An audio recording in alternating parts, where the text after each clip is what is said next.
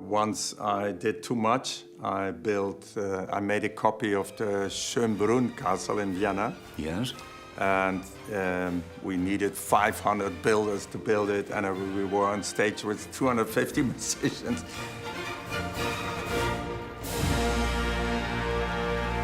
For more than 50 years, André Rieu has been the man who made the world waltz. He wasn't just a classical musician, he was a phenomenon. Filling arenas across continents, charming audiences with his joyful energy, and turning orchestral music into a true celebration, André built a legacy few could ever hope to match. They called him the King of Waltz, but André saw himself differently. He once said, "Music should never be a lesson. It should be pure joy." And for millions, that's exactly what he gave. Joy. Whether playing in the grandest stadiums or on the streets of his beloved Maastricht, André's passion was always the same. Make classical music accessible, exciting, and alive. He wasn't just a conductor, he was a ringmaster of dreams. Every concert felt like a festival, every note a chance for the world to smile together. André Rieu didn't just play music, he created happiness. Yet, behind the glittering stage lights and the thousands of standing ovations, something darker had been quietly stirring. Small cracks in the armor, missed interviews, rescheduled performances. Fans noticed, even if they didn't want to believe it. And soon, the joyful rhythm that André had spent his whole life conducting would be interrupted by something he could not control. The whispers begin. Fans sense something is wrong. It started quietly. A cancelled show here. A postponed event there. André Rieu, who prided himself on never disappointing an audience, was suddenly stepping away without much explanation. At first, the reasons sounded innocent enough. Fatigue, travel delays, scheduling conflicts, things that happen to any international star. But for longtime fans, it didn't add up. André had built his career on his unstoppable drive. He didn't just show up, he lived for the stage. Whispers grew louder. In fan forums and backstage chatter, people started asking the hard questions. Was he sick? Was something really wrong? One fan put it simply during an interview outside a cancelled show. André Rieu doesn't cancel unless he absolutely has to. Something's not right. The cheerful videos he posted online began to show a man who smiled just a little less brightly. His famous energy seemed a little slower. His jokes a little heavier. It was the kind of sadness you couldn't see unless you really looked. And those who had loved André the longest knew it was more than just exhaustion. The silence finally broke when someone very close to André decided to step forward. Someone who carried the truth, not as a publicist's statement, but as a son's heartbreak. Pierre Rieu steps forward, a son's painful truth. Pierre Rieu, André's eldest son, usually stayed behind the scenes. Working quietly on the business side of the tours, Pierre rarely spoke in public. He was there to support, not to stand in the spotlight. But this time was different. Pierre knew fans deserved honesty, and he knew his father needed help more than ever. Holding back tears, he made the announcement the world had feared. André wasn't just tired. He was facing a serious health setback. Pierre shared that the situation was far worse than anyone had guessed. It wasn't about overwork or simple stress. It was something deeper, something lasting, something that could change everything. For the first time in decades, the future of André's music and the future of the man himself felt frighteningly uncertain. Pierre's voice broke when he said, "He's not just your hero. He's my father, and he's fragile now." The room fell silent. The fans listening around the world held their breath. It was a moment that marked the end of an era and the beginning of a new, much more difficult journey. And soon, the painful truth about André's condition would finally be revealed. The diagnosis that changed everything. The official word came from the doctors: vestibular neuritis. It was a devastating announcement because it wasn't the first time André had battled this condition. Fans with long memories flashed back to 2010, the first time vestibular neuritis almost ended his career. It's a cruel disorder. It attacks the inner ear, destroying balance, causing severe vertigo, dizziness, nausea, even making it impossible to stand upright without falling. For a man whose life was built on commanding a stage, it was a silent enemy he couldn't simply fight through. At the time, André had fought back, returning to touring after months of recovery. He promised himself and everyone else that he'd slow down, that he would be careful.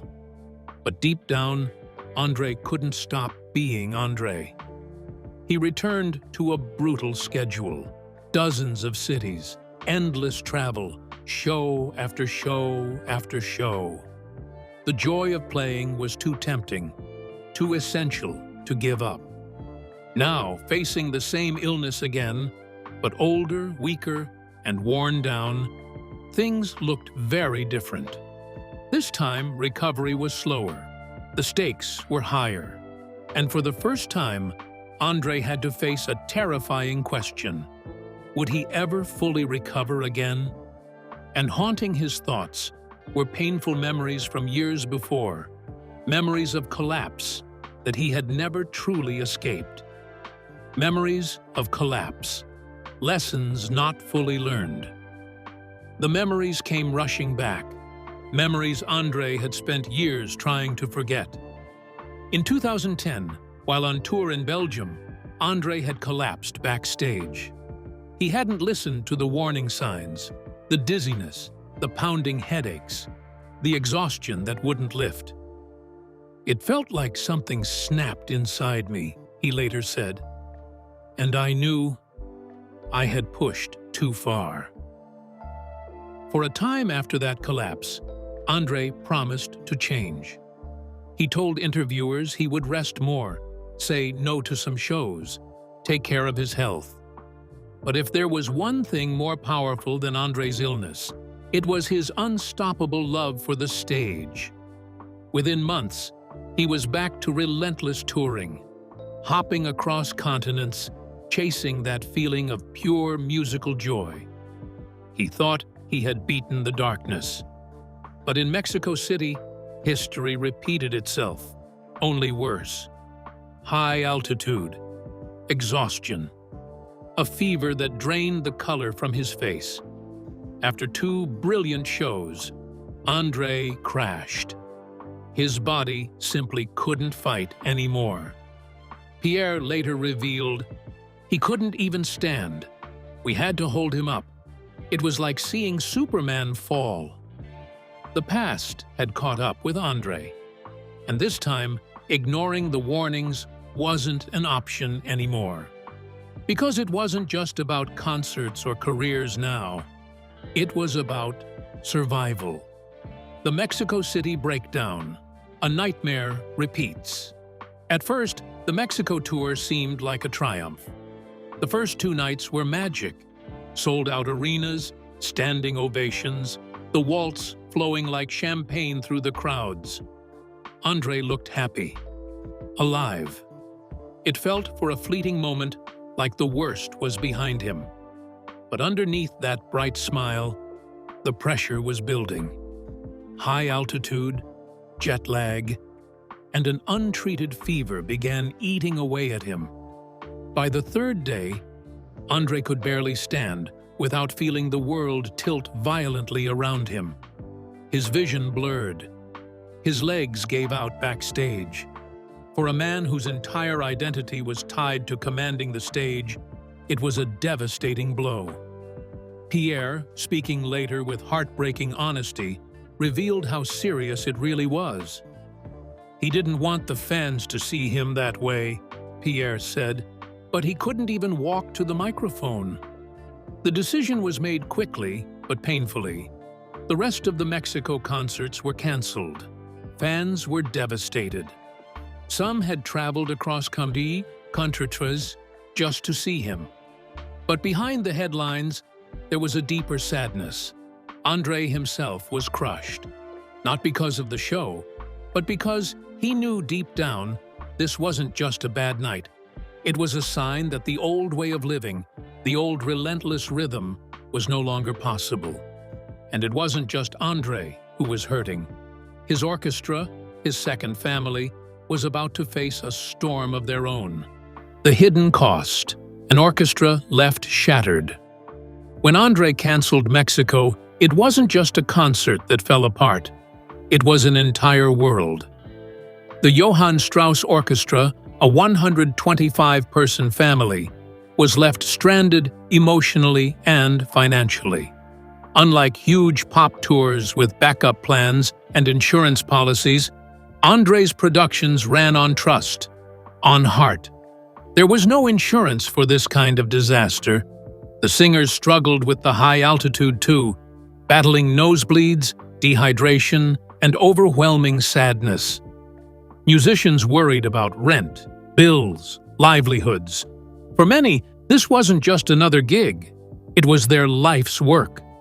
André, who had always cared deeply for his team, felt the guilt crush him. This was the hidden cost of chasing dreams on such a massive, beautiful scale. One violinist described it simply, "When André falls, we all fall."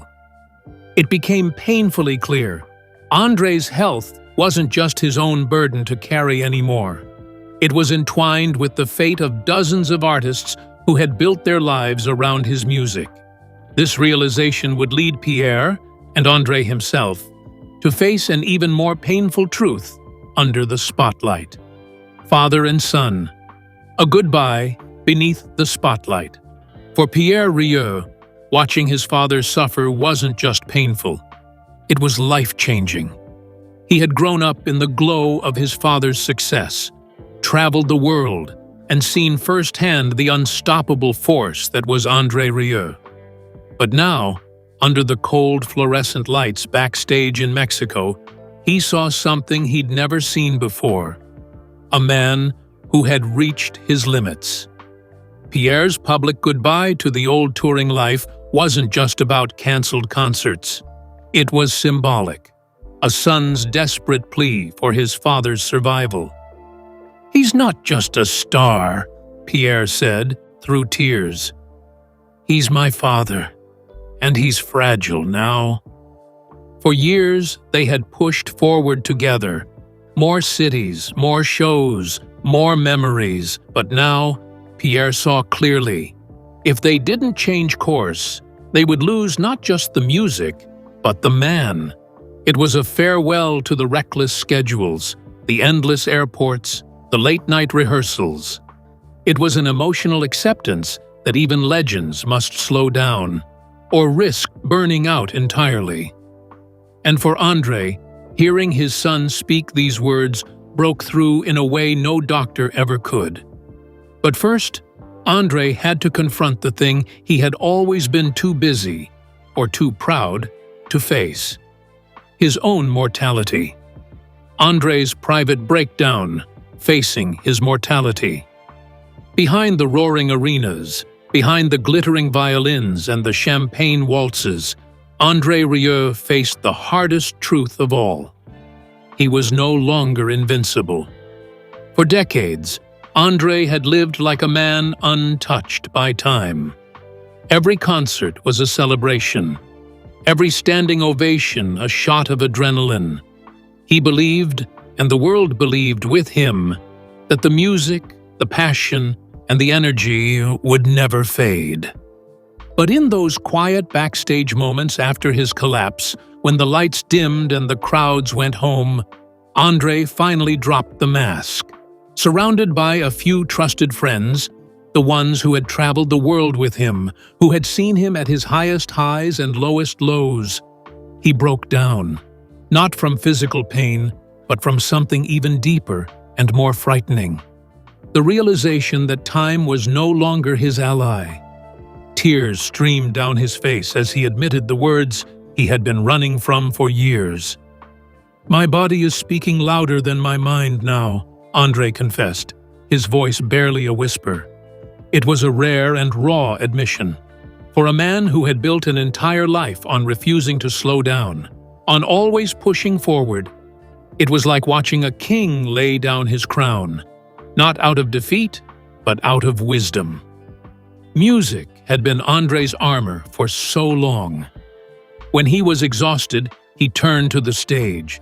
When he was sick, he played through the pain. When he was lonely, the applause filled the void. It was a beautiful lie, he told himself, that as long as the music played, he could outrun the inevitable. But now, even the music couldn't drown out the warning bells ringing in his ears. Friends who had known him for over 30 years later said they had never seen him so vulnerable or so human. The man who had stood tall before presidents, queens, and millions of adoring fans was now a man simply trying to find a way to keep going without losing himself.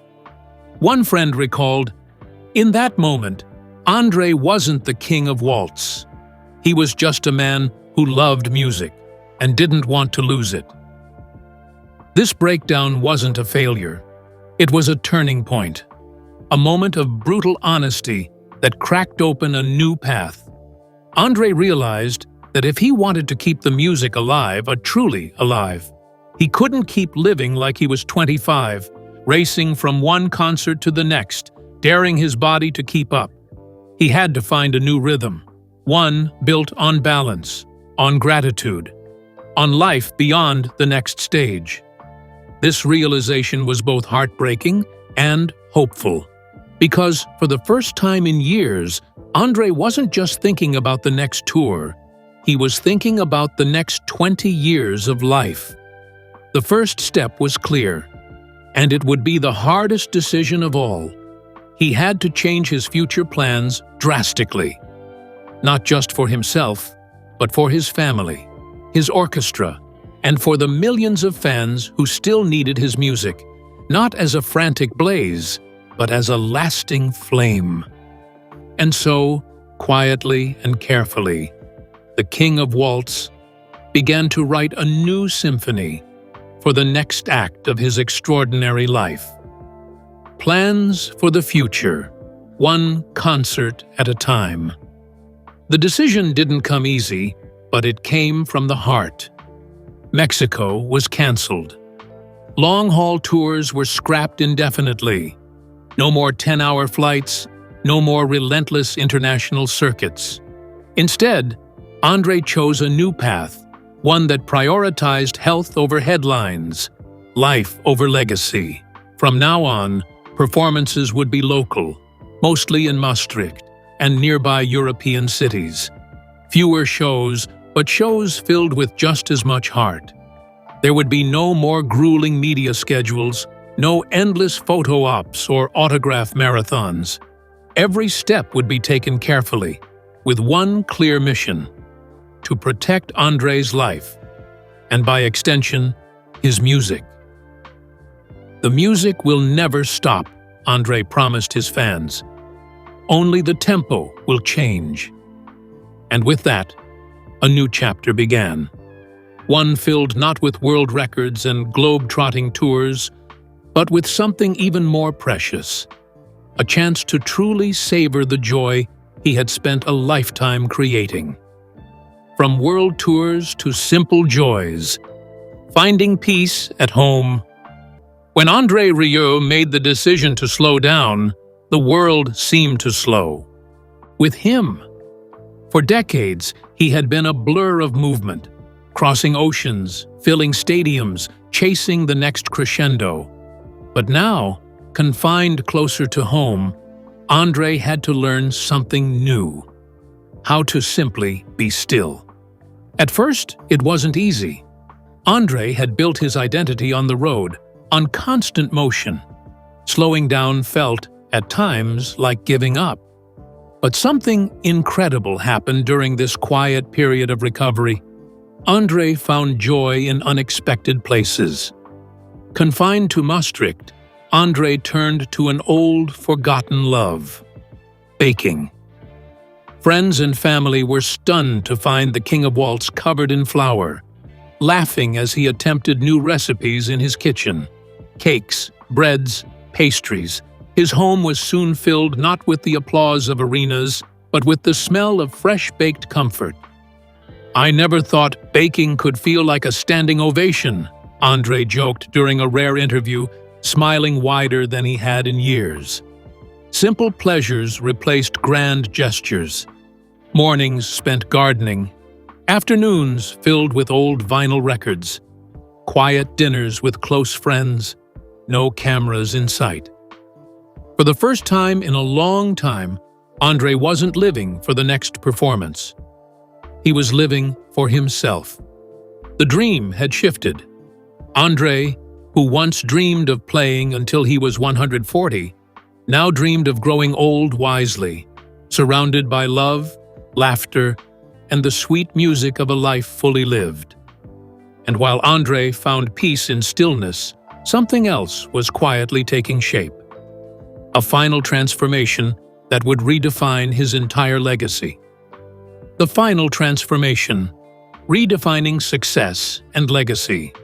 For so long, success for André Rieu had been measured by miles traveled, tickets sold, records broken. Every year meant bigger arenas, grander tours, longer set lists. But now, facing his own limits, André realized something profound. Greatness isn't about how far you go. It's about how much heart you leave behind. In his quiet time at home, André reimagined what his legacy could be. It wasn't about adding more countries to his list. It was about deepening the music he already loved, about connecting more intimately with those who had supported him from the very beginning. Instead of racing around the world, André began inviting the world to come to him. Maastricht became more than his hometown. It became a sanctuary for fans, a place where music could be celebrated without rushing, without pressure, without fear. He built smaller, more personal concerts, special events designed to capture the same magic, but in a way that honored his health and his new priorities. Fans responded with overwhelming love. They didn't care if he traveled to their city. They just wanted the music, the laughter, the feeling André had given them all their lives. "The music doesn't belong to the stage," André said. "It belongs to the heart." André's transformation wasn't just personal. It was universal. A reminder to all of us that life isn't about chasing more. It's about cherishing what we already have. But even as he adjusted to his new pace, there was one final emotional chapter to write. A father and son, together redefining what it meant to say goodbye. A son's final gift, and a father's promise. For Pierre Rieu, watching his father slow down was bittersweet. He had seen the triumphs, the roaring crowds, the glittering awards, the standing ovations that seemed to lift André into the clouds. But he had also seen the crashes, the exhaustion, the pain, the fear that one day the music would stop, not by choice, but by tragedy. Pierre's emotional goodbye wasn't just to tours and concerts. It was a goodbye to the relentless pursuit that had driven their family for so long. A goodbye to the idea that more always meant better. In private conversations, Pierre begged his father to choose life over legend. And slowly, quietly, André listened. Together, they built a new dream, one not driven by flight schedules and stage setups, but by family dinners, local concerts, laughter, and health. For the first time, André wasn't running from time. He was embracing it. "The music will never stop," André promised his son and his fans. Only the tempo will change. That promise became a sacred vow, one that André honors today, one note at a time. He still plays, still waltzes, still smiles, that familiar smile. But he does it wisely. He does it for the joy, not for the chase. In the end, love, family, and music remain the eternal song of André Rieu's life. A son's plea, a father's acceptance, and a legacy that will waltz forever. Not across thousands of miles, but across millions of hearts. Because some songs are too beautiful to ever truly end.